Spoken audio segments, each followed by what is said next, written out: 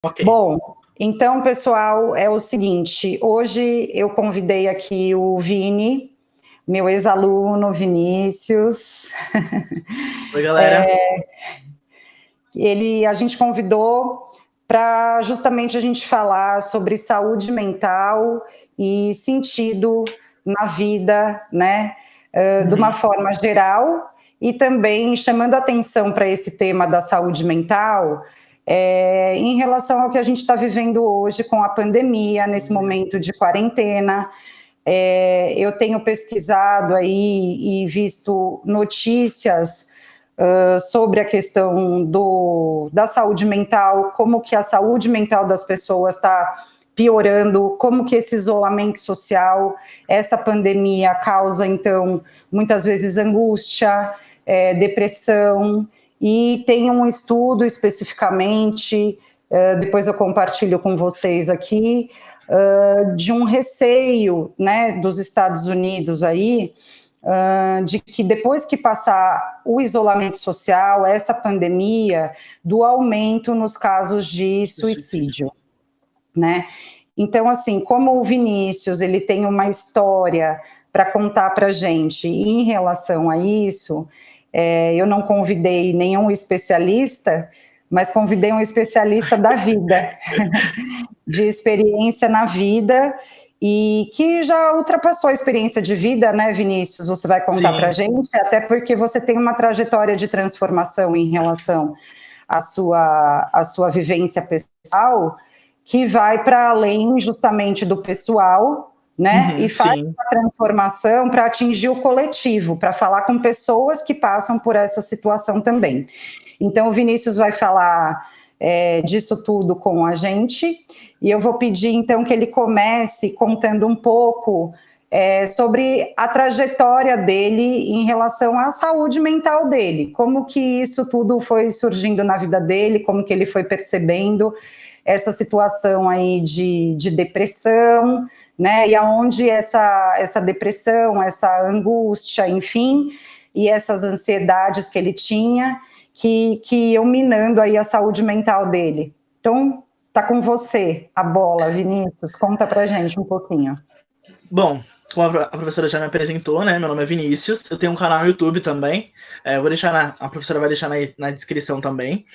Na verdade, tudo começou, né, eu falo que foi um acúmulo de coisas, na verdade, não foi uma coisa só, foi um acúmulo de coisas. Então, na minha infância, né, no ensino fundamental, eu sempre sofri muito preconceito na escola, né, coisas dos bullying, né, que a gente sabe que existe, a gente sabe que tem nas escolas, né, geralmente os bullying acontecem justamente, né, no ambiente escolar, na família, em todas essas questões.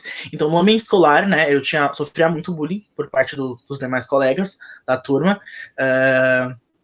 Então, tinha bullying, tinha por parte também, alguns familiares também, às vezes praticavam bullying, porque, na verdade, tinha uma questão ali e que eu nunca me encaixei nos padrões que a sociedade dizia que eu teria que me encaixar, né? Eu, enquanto homem, eu nunca gostei de jogar bola, nunca gostei de empinar pipa, nunca gostei de nada disso, né? Então, a sociedade acaba criando um rótulo em cima da gente, né? Acho que até um tema bastante legal para a gente trazer uma questão de gênero, alguma coisa nos próximos vídeos, e que a expectativa que a sociedade cria sobre a gente, né? Então, a expectativa da sociedade, a sociedade tinha uma expectativa sobre mim, e eu não correspondi a essa expectativa, né? Então, consequentemente, a gente vai sofrer preconceito, né? Então, tinha muito isso. Então, eu sofri bullying durante a minha infância. Então, eu carregava isso sozinho, né? Eu não buscava ajuda, nem nada do tipo, até porque eu sempre fui muito receoso, eu sempre fui muito mais tímido, mais retraído, justamente por conta desses fatores, né? Então, eu tentava passar despercebido nos lugares, justamente para que as pessoas não me notassem, para que eu não sofresse todo esse preconceito, né? Então, no ensino fundamental eu sofri bullying, eu fui pro ensino médio, as coisas mudaram um pouco, né, mas ainda tinha, né, aquelas piadinhas bobas, sempre teve muito isso, eu sempre andei muito mais com as meninas também, então era ali mais uma outra questão de que eu sofria, só anda com as meninas, não sei o quê, aqueles xingamentos que a gente sabe que acontece. Então foi um acúmulo de coisas que, na verdade, eu passei, que me levaram a chegar no momento que eu passei de depressão, das crises de ansiedade que eu tive também, né? Então, eu também cresci em um ambiente muito vulnerável, né? Então, uma questão ali de um ambiente de violência doméstica, né? Então foi muito complicado, né? Questões de alcoolismo, então foi bem complicado também nessa questão. Então por muitas vezes eu não verbalizava isso, não conversava isso com a minha família, justamente porque já tinha um contexto muito turbulento dentro do meu ambiente familiar. Né? Então eu ficava preocupado de, se eu for ter essa questão, vai ser uma outra questão que eu vou ter que falar, e não sei o quê, mais um problema para a família, né? Então eu ficava tipo, bom, eu vou trabalhar isso sozinho, vou ficar com isso aqui mesmo guardado para mim, e não vou abordar isso em nenhum lugar. Então, e aí o bullying... tem aquela frase maravilhosa, né, que você comentou comigo. Sim, de quem... justamente... De quem não explode, implode, né? Então, se a gente não verbaliza, a gente não fala as coisas que está acontecendo, a gente vai implodir, né? Então, até que ponto que a gente deve carregar toda essa questão, né? Toda essa questão sozinha. E quando a gente consegue visualizar que a gente não está conseguindo lidar com isso sozinho, a gente precisa procurar ajuda sim, né? Então, tudo começou na infância, teve essas questões por conta da sexualidade também.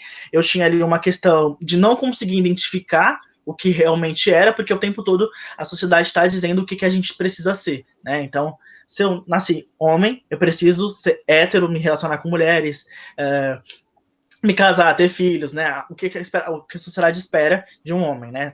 Ser o representante da família e tudo mais. E o meu pensamento nunca se encaixou nisso. Eu sempre falo que eu nunca me encaixei nos padrões, né? Então, foi muito, muito complicado.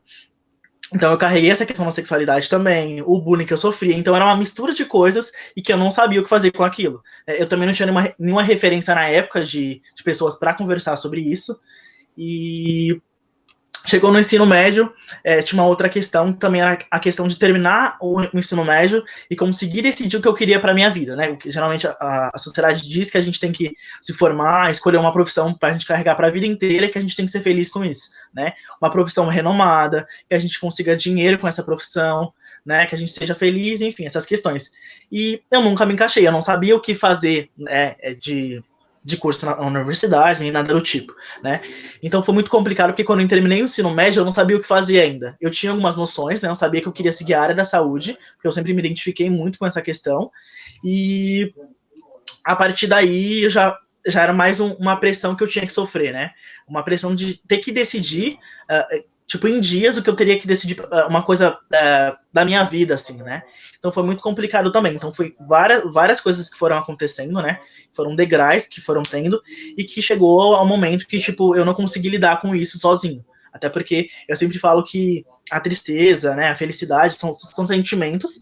Então a tristeza, a gente vai ter tristeza, a gente vai ter sentimentos também de felicidade, enfim. Só que o que a gente vai fazer com essas informações, né? O que a gente vai fazer com a felicidade? Porque a felicidade é passageira, a tristeza também, né? E o que a gente vai fazer com essas informações? Então tudo começou aí. Ou seja, você está contando aí que você estava, vamos dizer assim, pressionado por duas situações aí, que seriam situações de vislumbre do futuro, né? Sim. Ou seja, você não sabia como que você deveria, vamos dizer assim, se comportar, agir diante desse estigma, desse papel de homem, de masculino que a sociedade esperava de você. Então, que homem que você ia ser nesse futuro, e profissionalmente também, né? Porque, assim, por que eu estou dizendo isso? Porque eu já li que quando nós, seres humanos, a gente projeta muitas coisas para o futuro, o sentimento que vem é justamente o sentimento de ansiedade. Né? Se a gente está olhando para o futuro, a gente está ansiando algo que vem. Então, a gente fica com aquela sensação de ansiedade, o que normalmente pode causar aí uma crise de ansiedade, né? Uma crise de ansiedade.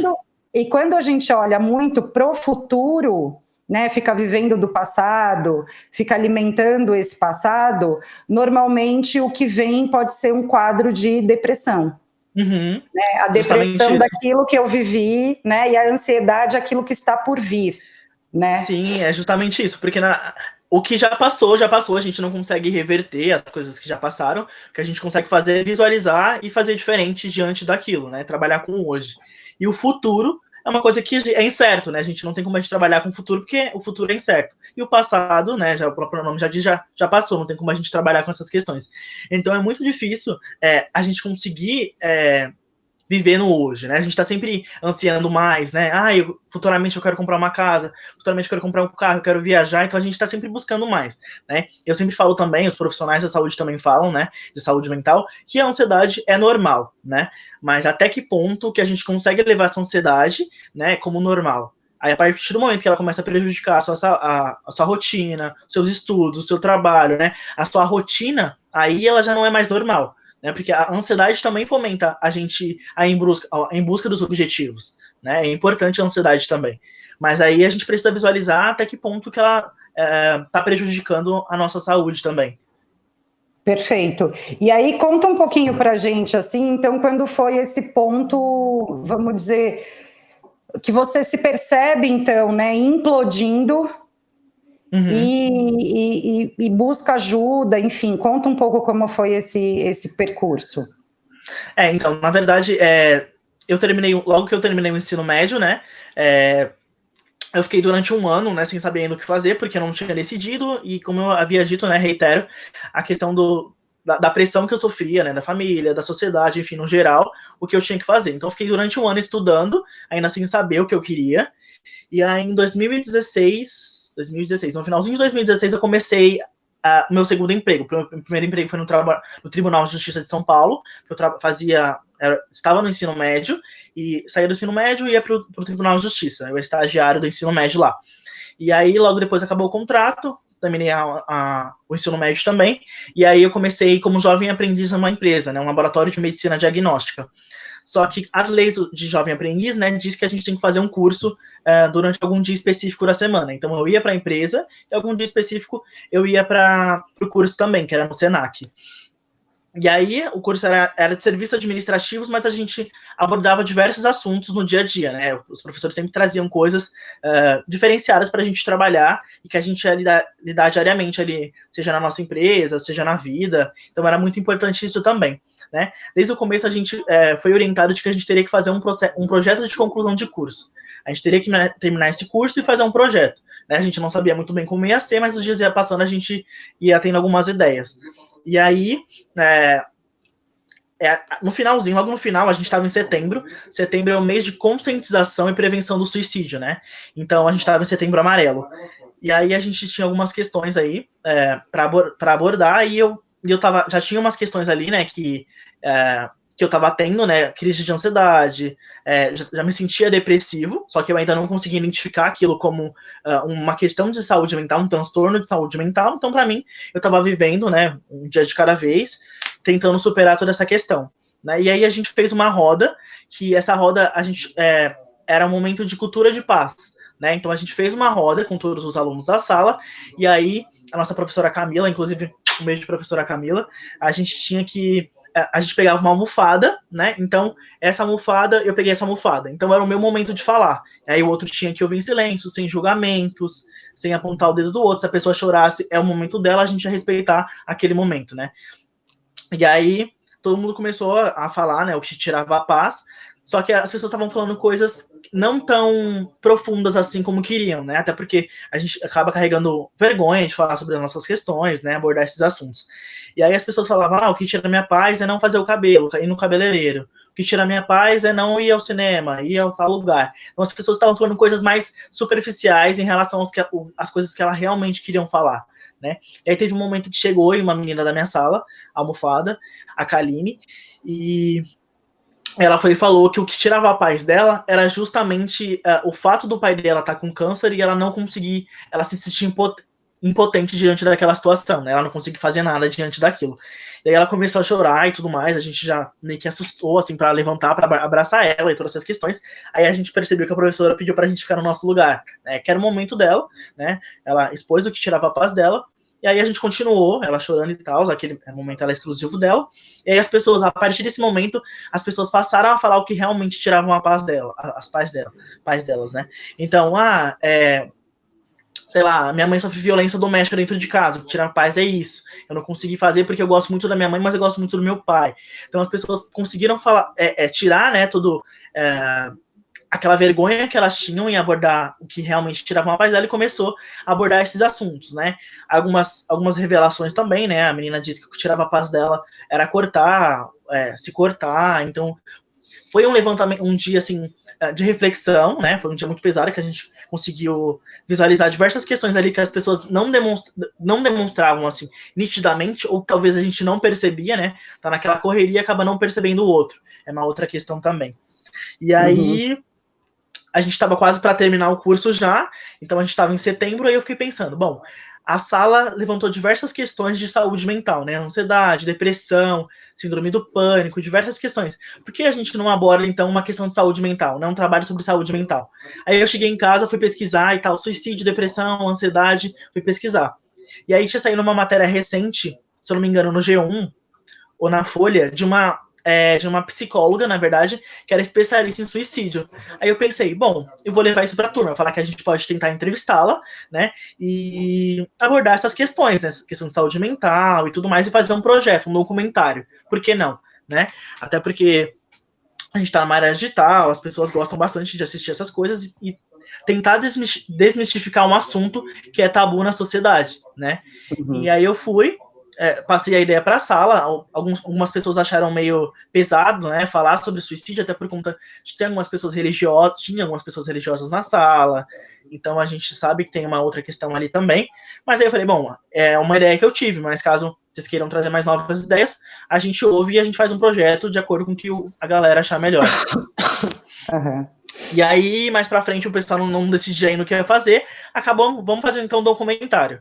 Aí eu busquei essa psicóloga, essa suicidologista na internet, procurei ela nas redes sociais, consegui o contato dela no Facebook. Aí chamei, expliquei que a gente estava fazendo um projeto, né, um documentário, que a gente queria abordar, né, perguntar algumas questões para ela, sobre o suicídio, sobre a depressão, sobre saúde mental. E aí ela topou, ela falou assim que a gente poderia, que ela toparia, né, abordar essas questões com a gente, e passou um dia específico pra gente ir no consultório dela, que fica localizado em Pinheiros, né. E aí eu passei a ideia pra galera, falei, ó, gente, ela topou e tal, todo empolgado, porque eu queria falar sobre isso, né, justamente porque eu tava passando por um momento difícil também, e eu queria, de uma forma, eu queria, o que eu não conseguia trabalhar em mim, eu queria meio que trabalhar, sabe, com outras pessoas, era meio louco, assim, sabe? E aí a galera topou, e aí a professora falou assim, mas por que vocês não abordam diferentes visões, então? O Vinícius, como tem uma experiência aí, né, que eu passei a identificar que era uma questão de ansiedade e tudo mais, junto com as pesquisas que eu estava fazendo pro projeto, eu consegui identificar que eu tinha uma questão de saúde mental. Falei, nossa, eu tô fazendo um trabalho sobre saúde mental e eu tenho questões sobre saúde mental, né, que precisam ser trabalhadas. Então, a professora falou, o Vinícius pode abordar um pouquinho isso, né, como que ele conseguiu identificar isso, que foi através do projeto, foi a partir das pesquisas que eu fiz, né, se ele quiser, a gente pode buscar pessoas que perderam, famílias que perderam pessoas por conta do suicídio, procurar outros profissionais da saúde, além do psicólogo, né, diferentes visões acerca do suicídio e acerca de saúde mental. E aí eu falei, antes de você continuar, claro, deixa eu só te perguntar uma coisa, que nessa roda que vocês, a princípio, né, falaram de coisas mais superficiais e depois vocês se aprofundaram, juntando com isso que você estava falando da sua experiência agora, né, como que eu fiquei pensando aqui, como que essa quarentena, esse isolamento, né, justamente pode provocar na gente uma questão de saúde mental, de reflexão, porque é um momento que a gente está, então, saindo da rotina, saindo daquele cotidiano, que a gente não tem tempo de pensar na gente, que a gente não tem tempo de olhar para a gente e que dirá para os outros, né? Normalmente a gente olha para o outro só para apontar o dedo e julgar, né? Sim. Como você mesmo apontou. E isso, muitas vezes, ter que olhar para a gente, lidar com a gente, com os nossos sentimentos, né?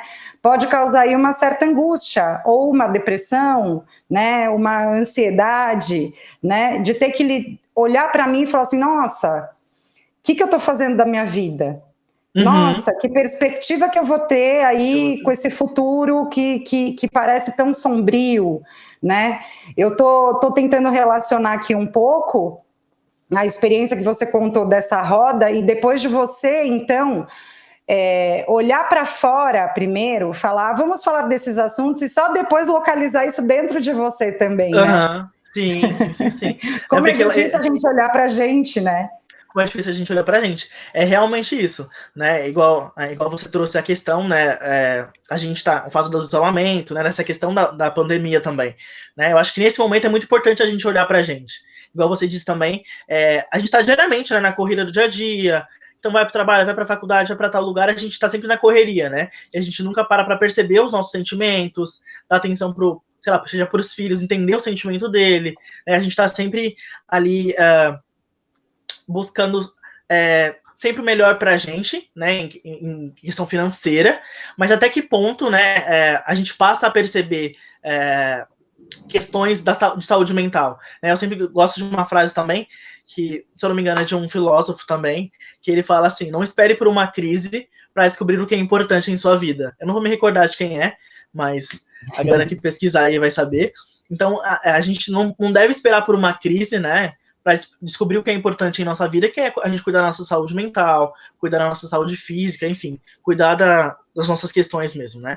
E só a partir de uma crise que eu tive que eu passei a buscar ajuda. Então foi várias coisas que foi acontecendo e que eu fui adiando. Eu falei, não, mais pra frente eu vejo isso, mais pra frente eu vejo. Até o momento que foi tipo boom e que meio que culminou nas tentativas de suicídio que eu tive, né? Então foram várias coisas e que eu consegui visualizar isso só depois que eu explodi, né? E que eu poderia ter tratado isso antes, né? Se eu tivesse procurado uma ajuda profissional de um psicólogo, de um, sei lá, um psiquiatra, né, tivesse abordado esses assuntos logo no começo. Talvez não chegaria a esse ponto.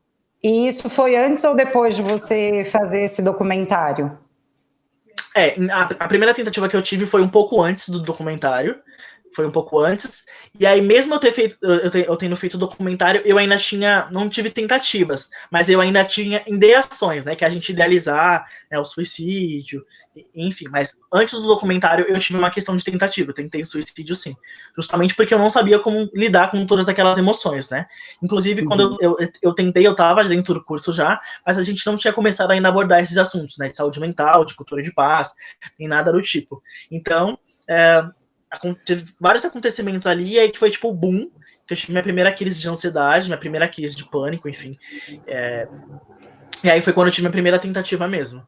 Aí a partir daí, né, eu consegui visualizar que eu tive uma tentativa, eu conseguia visualizar aquilo, mas em contrapartida eu não queria necessariamente me matar, né, se matar, mas sim tirar, a gente sempre fala que a gente quer tirar aquela dor que a gente tá sentindo, né, e quando a gente consegue visualizar que o suicídio pode ser uma saída e que não é a saída, né, a gente fala, então é isso, então a gente vai dar cabo à nossa própria vida, e que não deve ser assim, né, a gente precisa olhar, ter uma perspectiva diferente disso, só que é muito complicado justamente na sociedade que a gente vive, a gente tá numa correria, trabalhar, tem que fazer várias coisas, então foi bem complicado nesse sentido.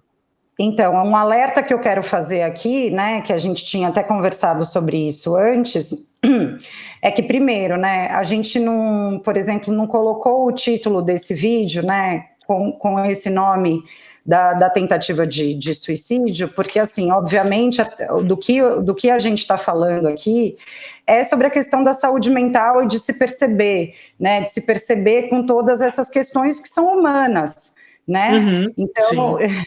E tem todo um protocolo que até o Vinícius me apresentou antes da gente fazer esse vídeo, de que isso também pode ser pode provocar uma reprodução desse comportamento de suicídio, né? Então, por exemplo, colocar esse título, suicídio, enfim, coisas que chamem a atenção pode provocar uma reprodução desse comportamento e não era isso que a gente queria, né?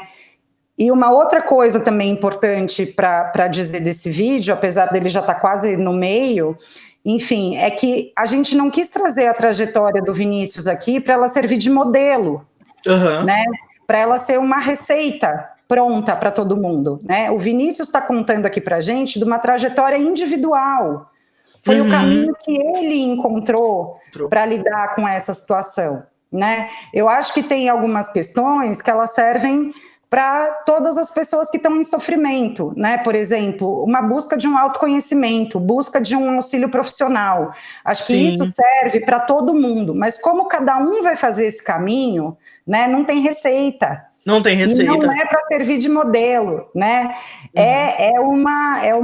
O Vinícius está colaborando com a gente aqui de expor a trajetória dele, individual, né? E não para servir de caixinha, né? Ser mais um estigma, mais um peso para ninguém. Porque a ideia é justamente que cada um faça o seu movimento, cada um, então, busque a sua trajetória individual, mas procure ajuda, para não ficar nesse sofrimento, né? Porque não precisa ficar nesse sofrimento.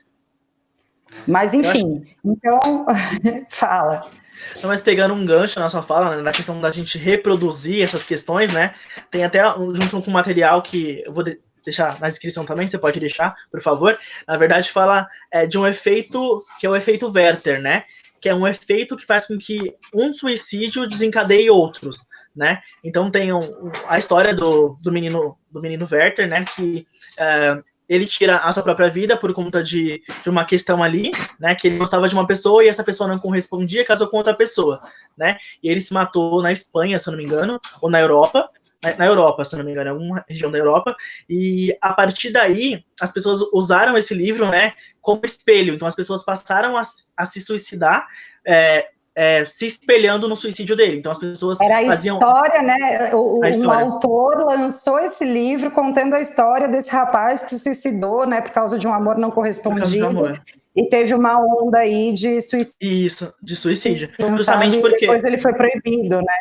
Sim, porque as pessoas passaram a fazer o mesmo método que o protagonista usou, as pessoas passaram a utilizar, e quando tiravam a própria vida, utilizava da mesma roupa, tudo uma semelhança, né? A gente pode pegar um gancho até para a série, né? As 13 razões, os 13 porquês, que tem na Netflix, né? Isso. Que logo após a estreia na Netflix, a gente teve um boom aí no número de suicídios, né? A própria OMS alertou a população, né? Porque tinha cenas...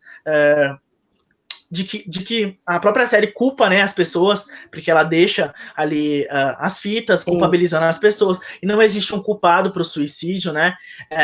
E também é importante a gente dizer que o suicídio ele é multifatorial, não existe uma única causa para uma pessoa tirar a vida, né?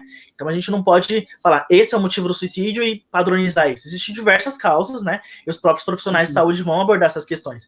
Então não abordar o suicídio de uma forma sensacionalista, né? E nem exemplo, romantizada. E não romantizada, justamente isso.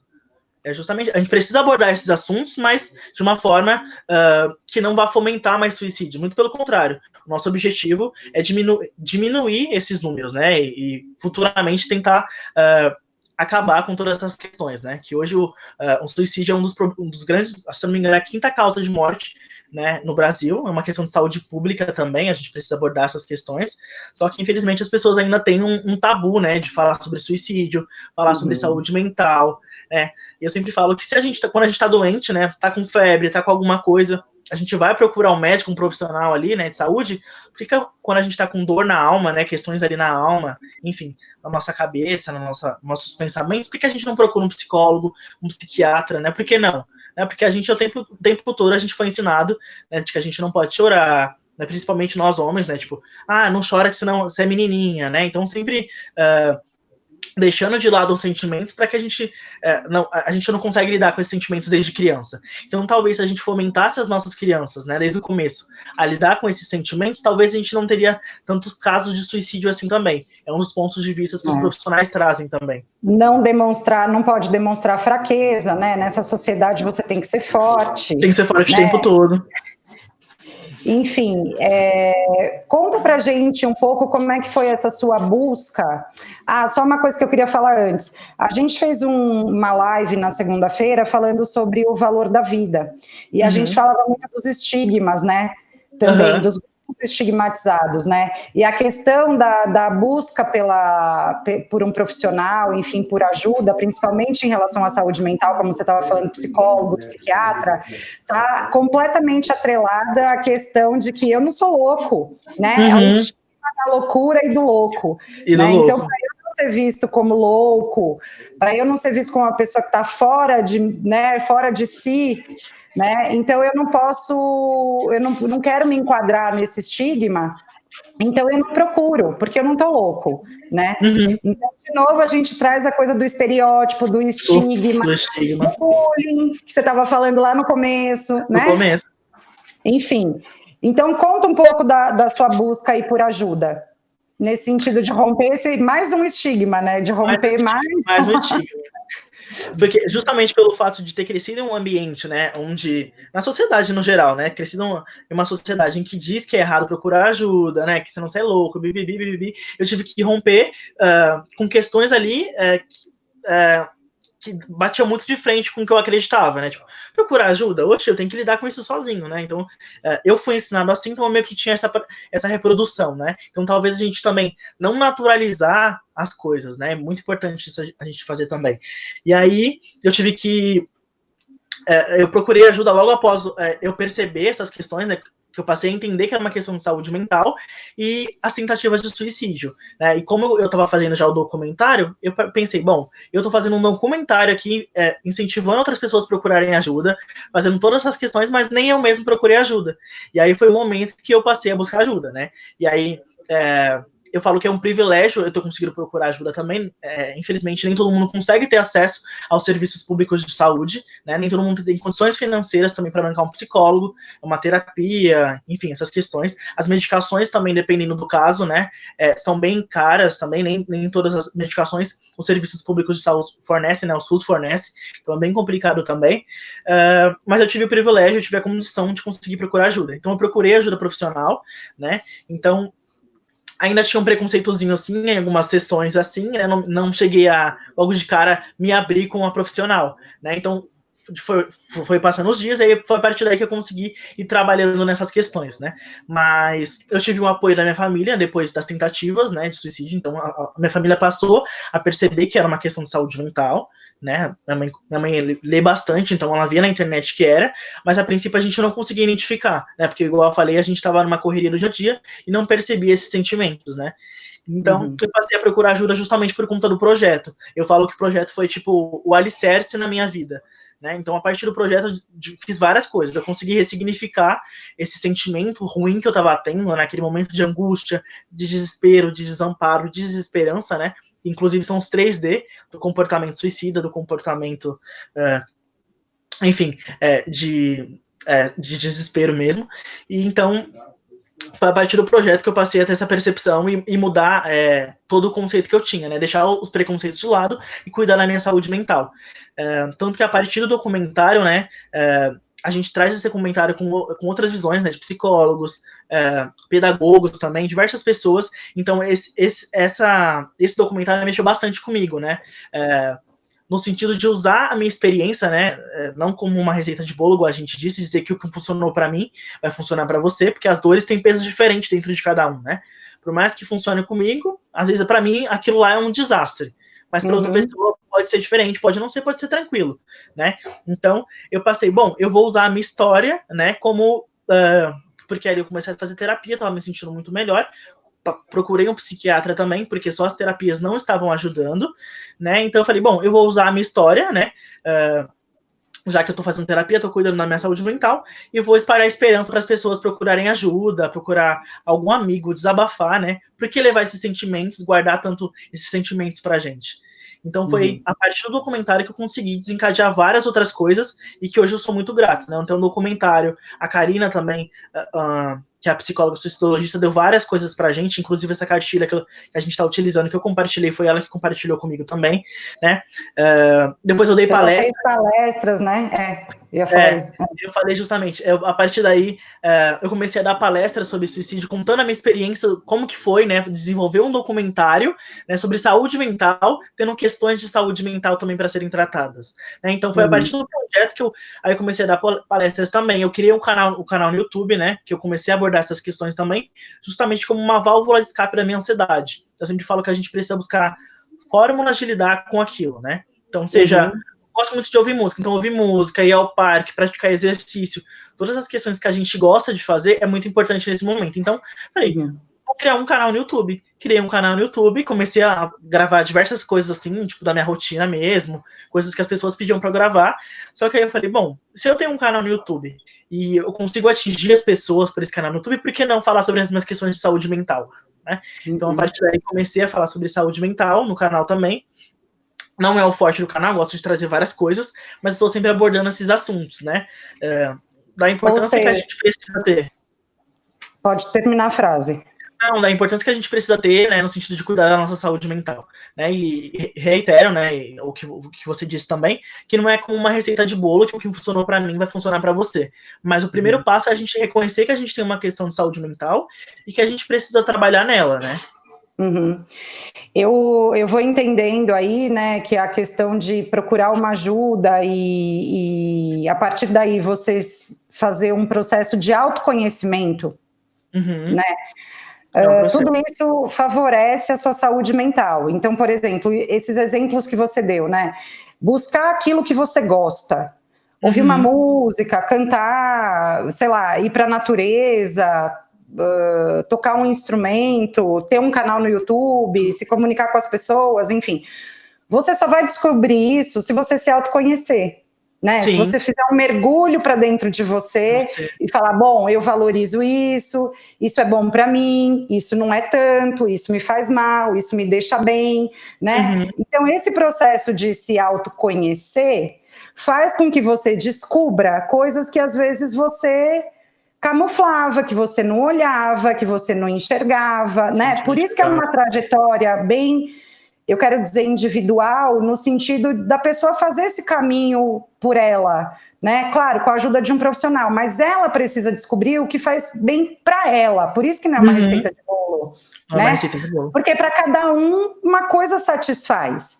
E Sim. aí, né, na esteira desse raciocínio, assim, como a partir desse autoconhecimento, saber o que eu gosto, saber o que me faz bem, né, eu posso então ir melhorando a minha saúde mental.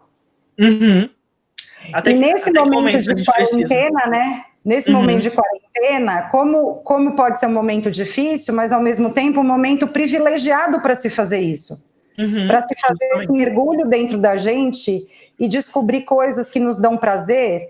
E vou emendar com aquilo que a gente também estava conversando antes, com um sentido para a vida, né? Sim. Porque acho que muito da questão da saúde mental é a gente se deparar com a nossa vida e não ver uma perspectiva, não ver um sentido para ela, justamente porque eu não sei o que eu gosto, eu não sei o que me faz feliz. Eu só saio reproduzindo aquilo que a sociedade me pede, aquilo que a sociedade quer de mim e espera de mim. Mas, na verdade, no fundo, eu não me conheço, eu não sei o que me satisfaz. Eu não sei o que me satisfaz. Pode falar justamente, que eu já falei demais. Não, imagina. Não, mas é justamente isso, né? Quando a gente mergulha numa questão aí do autoconhecimento, de se autoconhecer, a gente passa até a identificar quais são os nossos gatilhos, né? Eu mesmo tenho alguns gatilhos que eu sei que vão fomentar, né? Que eu falo que a minha ansiedade está no trânsito. Aí eu consigo visualizar quando ela tá vindo. Aí eu tento fazer coisas que vão me distrair para que aqueles pensamentos, aquelas questões vão embora. Então, no mergulho do autoconhecimento também a gente passa a perceber quais são os nossos gatilhos, nossas fraquezas, as coisas que nos fazem bem, as coisas que nos fazem mal. Então, eu acho que é muito importante, acho não, tenho certeza que é muito importante a gente mergulhar nessa questão aí do autoconhecimento, né? Quanto tempo já você faz terapia? Vai fazer 2 anos, Você, desde que você começou, você não parou mais? Eu não parei mais. Parou um tempo, não parou mais. Não parei mais. Porque eu sempre falo que eu acho que todo mundo deveria fazer. Tá na terapia. Porque eu acho que é muito importante a gente trabalhar essas questões com a gente. Acho que a gente se conhece, a gente passa a reconhecer, né, as nossas questões, eu acho que é muito importante. Mas como eu disse, nem todo mundo tem a condição ou o privilégio de acessar, né, o serviço de saúde mental. Então, eu acho que a gente, de certa forma, já deixou aí um pouco um recado para quem está em quarentena, né? Sim. E sofrendo aí um pouco com a sua saúde mental, né? Acho que o recado um pouco que vai ficando das coisas que eu li, dessa conversa que eu estou tendo com o Vinícius, enfim, é um pouco esse caminho aí, vou repetir, né? Do autoconhecimento, da gente poder olhar para dentro e reconhecer, então, os nossos valores, aquilo que nos faz bem, aquilo que não nos deixa feliz, nos deixa alegre, apesar de todos os pesares, porque a gente não pode negar que tem uma realidade aí fora que está muito dura, que está muito pesada, né? Que a gente, enfim, está com uma incerteza do que vai ser esse futuro, né? E eu acho que essa incerteza também pode ser um gatilho aí, né? Lembra que a gente estava falando do futuro, né? O que eu vislumbro para o meu futuro? Então, se eu tenho uma incerteza, aquilo vai me angustiando, né? Aquilo vai me dando um medo. E isso pode ser um gatilho aí para desencadear alguma crise, algum sofrimento, né? Enfim. Bom, em relação à realidade, a realidade ela está aí. Mas como eu vou lidar com essa realidade?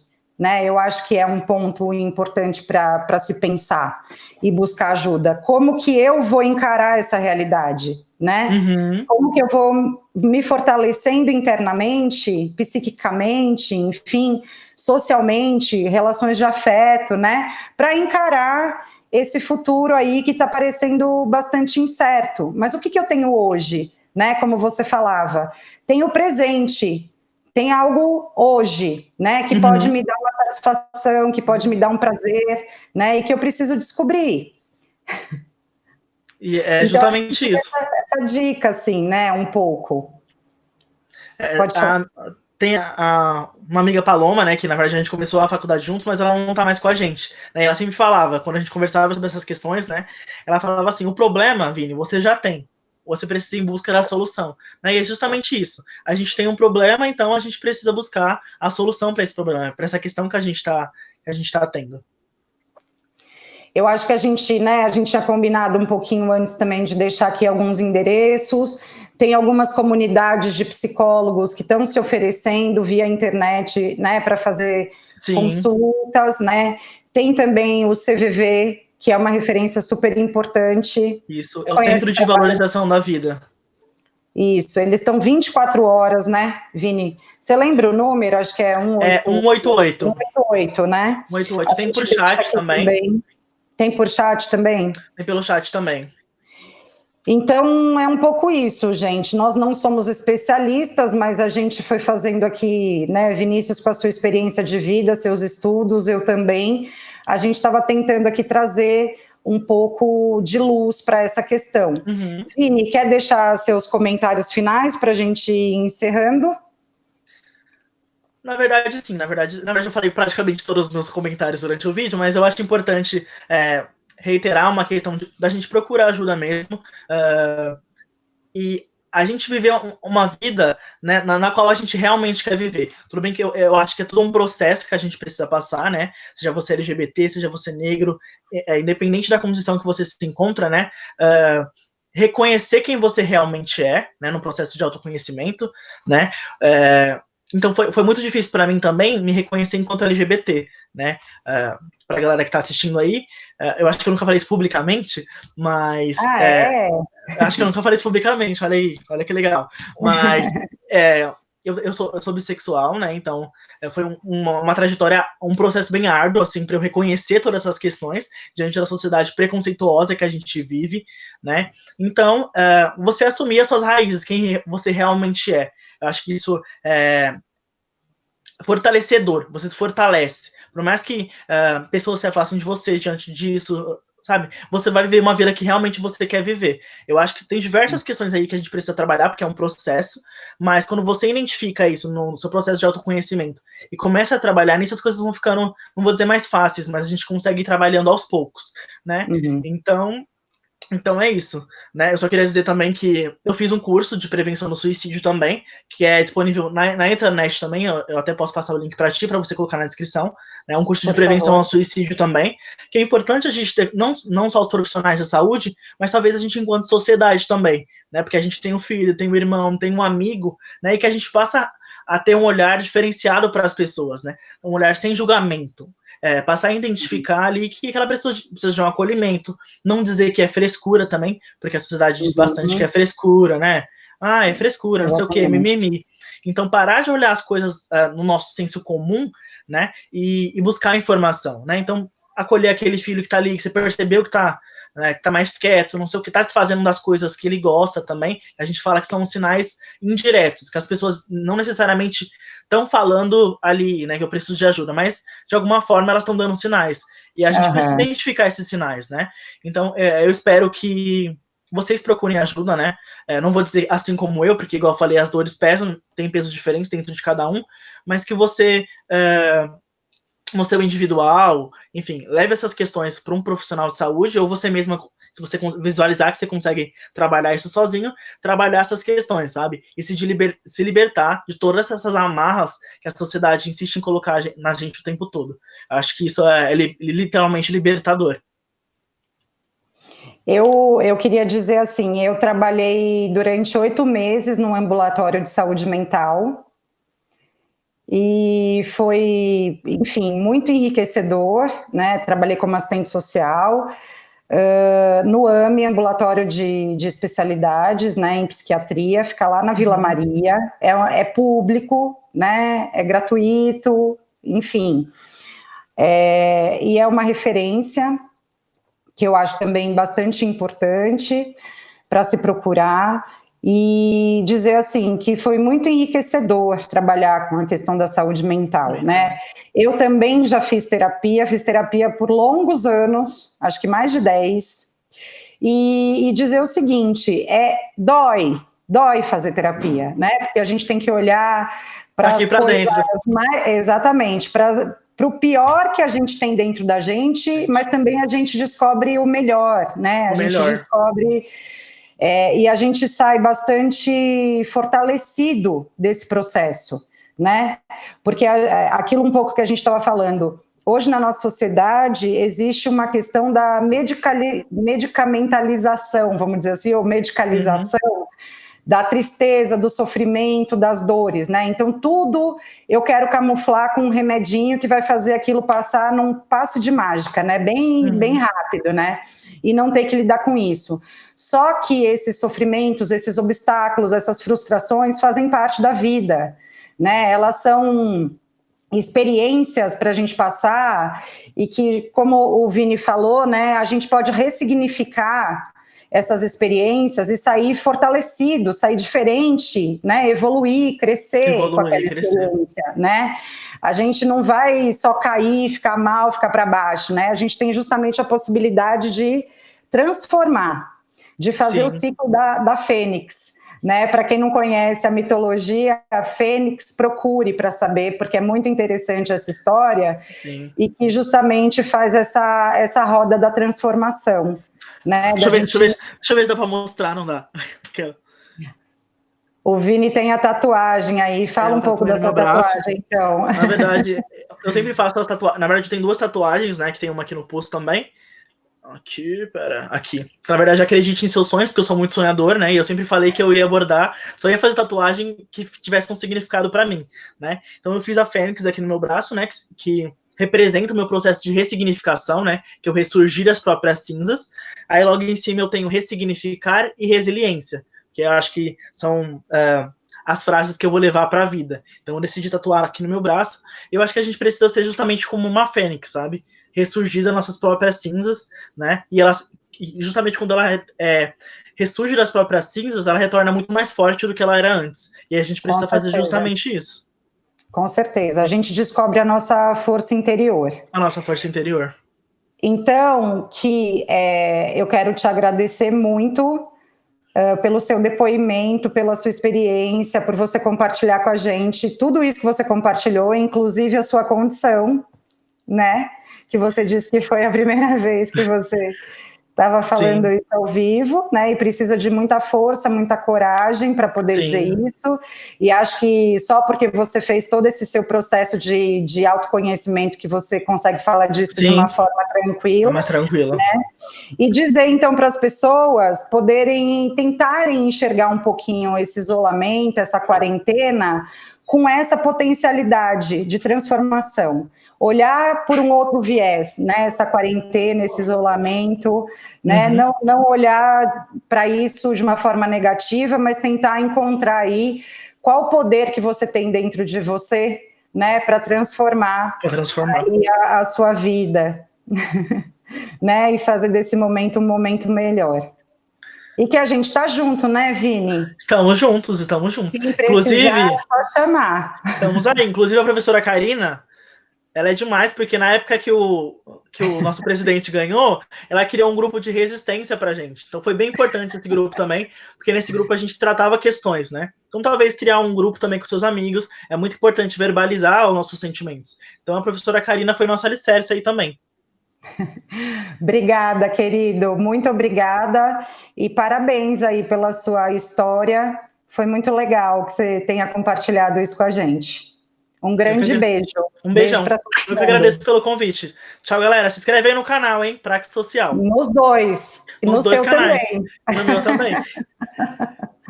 Beijo. Um beijo.